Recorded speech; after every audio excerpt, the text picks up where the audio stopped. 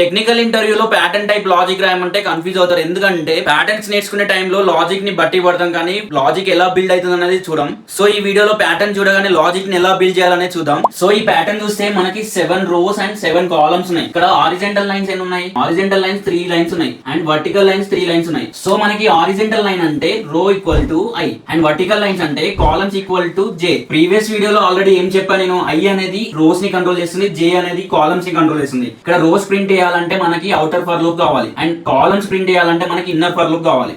ఇక్కడ for loops already రాసానని అనుకోకండి, ఎందుకంటే మనకి ఏ ప్యాటర్న్ తీసుకున్నా కానీ మనకు 2 ఫర్ లూప్స్ కావాలి, ఒకటి అవుటర్ లూప్ ఇంకోటి ఇన్నర్ లూప్ కావాలి. సో అందుకే రాసా.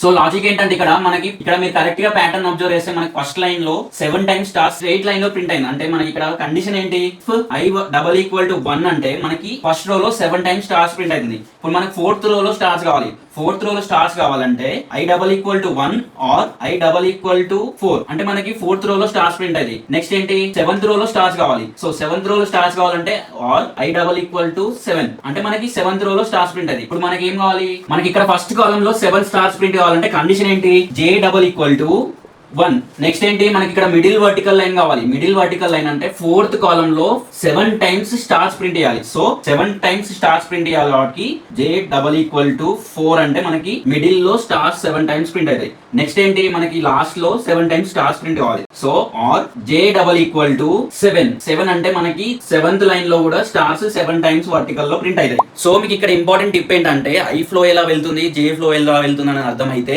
ప్యాటర్న్స్ చేయడం చాలా ఈజీ. ఇది మనం ప్రాక్టికల్ గా చూద్దాం. సో మనం ఈ ప్యాటర్న్ ని రన్ చేస్తే, రన్ యాజ్ జావా అప్లికేషన్, మన కన్సోల్ లో ప్యాటర్న్ ప్రింట్ అయిపోయింది చూడండి. ఫస్ట్ రో లో 7 times స్టార్స్ ప్రింట్ అయింది, వర్టికల్ లైన్స్ కూడా ప్రింట్ అయ్యాయి. సో ఇక్కడ కండిషన్ ఏంటి, మనం రాసింది system.out.println స్టార్ అంటే మనకి స్టార్స్ ప్రింట్ అవుతుంది, ప్లస్ ఇస్తే ప్లస్ కూడా ప్రింట్ అవుతుంది. ఇక్కడ ఎల్స్ system.out.println డబుల్ కోడ్ ఇచ్చి స్పేస్ ఎందుకు ఇచ్చా అంటే, ఇక్కడ మనకి కన్సోల్ లో ఈ ప్యాటర్న్ మిడిల్ లో స్పేస్ వచ్చిందా, ఆ స్పేస్ కోసమే మనం అక్కడ స్పేస్ ఇచ్చాం. ఒకసారి స్పేస్ ని తీసేస్తే మనకి ఎలా ప్రింట్ అవుతుందో చూడండి. అప్లికేషన్. సో మనం ఇక్కడ స్పేస్ తీసేసాం కాబట్టి మనకి దగ్గర ప్రింట్ అయింది. అదే నువ్వు స్పేస్ ఇస్తే మనకి ఎలా కావాలంటే అలా ప్రింట్ అవుతుంది. చూడండి, ఇక్కడ స్పేస్ ఇచ్చి మళ్ళీ రన్ యాజ్ జావా అప్లికేషన్ అంటే మనకి ఎలా కావాలో అలా ప్రింట్ అవుతుంది. సో ఇది ఫైనల్ అవుట్పుట్. సో ఇలాంటి ఇంట్రెస్టింగ్ ప్యాటర్న్స్ ఇంకా కావాలంటే అకౌంట్ని ఫాలో చేసుకొని లైక్ చేసుకొని పెట్టుకోండి అండ్ స్క్రీన్ మీద కనిపించే ప్రాబ్లమ్ని సాల్వ్ చేసి కామెంట్ బాక్స్లో కామెంట్ చేయండి.